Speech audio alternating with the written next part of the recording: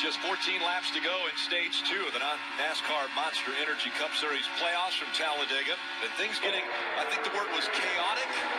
Brad Keselowski is like the wedge up here. He keeps trying to pry in between these Hendrick teammates.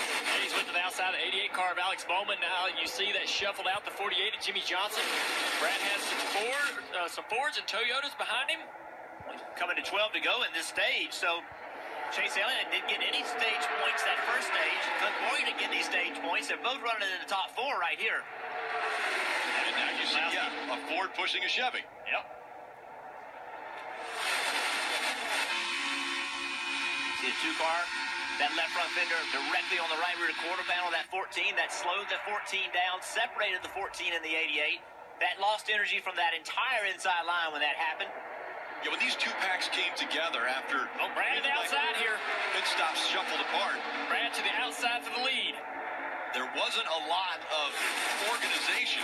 Now Brad on his own has a car link between himself and Jimmy Johnson trying to get up front. He's going to need some help, though. Yeah, that's the problem with that move, is that Jimmy Johnson's behind him. How much is Jimmy going to help him? Doesn't look like he's pushing him just now, but here comes that outside groove. The 18 car of Kyle Busch up there. And they're falling back, that middle line, where Brad looks so strong. Not now. Here comes Kyle Busch with that outside line. Look at Clint Boyer. Yeah, he wants to go to the middle if he can. And he's going to block that. Here comes Brad Keselowski. We thought he was going backwards. He's regained his momentum.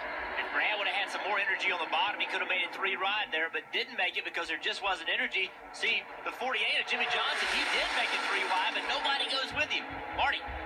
11 to go in stage 2 here, Jeff, as they come into the start-finish line. And imagine being in Chase Elliott's position.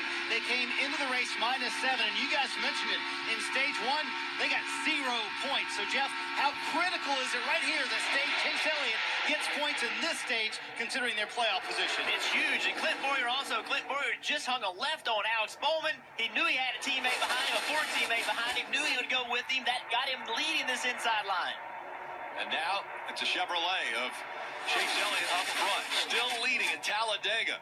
But will that inside line work together and get the Fords up front? So far, every time they have been able to work their way back up to the inside of the leader, that top line has not worked like it has in the past here, where it's everybody single file. And you see it still, the 14 of Clint Boyer, Brad Keselowski all working really hard on that inside line, maintain a position. There's only 4 cars, though, that are really close together. Alex Bowman, Jimmy Johnson, they're just back there. They're not close enough pushing. Yeah, well, Logano dived down here. That's what I thought he would do. He's going to go to the bottom and get in front of the other Fords. Jumps out of line. Oh, man. We're going to invite you to share a Coke as we go nonstop, brought to you by Coca-Cola. Now, where will the 9 go? That inside line has already started the momentum. Joey Logano leading the inside line.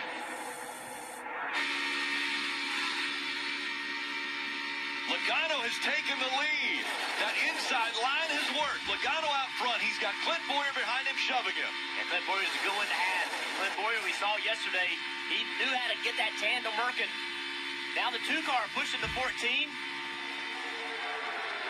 This is going to be a great 8 laps right here. 8 to go in stage 2. And listen to the... And watch the hands of Logano. You listen to the RPMs and his hands moving. He's got his hands full with that 14 car pushing him to the corner like that. I'm telling you, Clint Boyer's the guy you want pushing you. He knows how to do it, man. I'm telling you, he pushed me here for 3.5 hours one day. The guy is so good at pushing. The only issue... The only issue they have right here is how long can he do it without overheating? That's the thing we don't know. Clint Boyer is going to get ready to learn. Right now, he's paying attention 100% to exactly that. What is my water temp? That's why he's offset to the right. You got to offset the car to the right so that the air goes into the grill to cool that engine off. How long can he do it? We're about to find out. So this Junior, we're calling this tandem, right? Right, this is definitely tandem. So this is what everybody's watching right now on the field. They know that this is what's going to happen at the end of the race. This is how this race is going to get won, more than likely. So what I find interesting is if I don't think Clint Boyer would have started doing it this early if he thought he could do it, right? Like, he almost did it too early because if it starts overheating, now here comes the pack. Now they're separated. Look what's going to happen.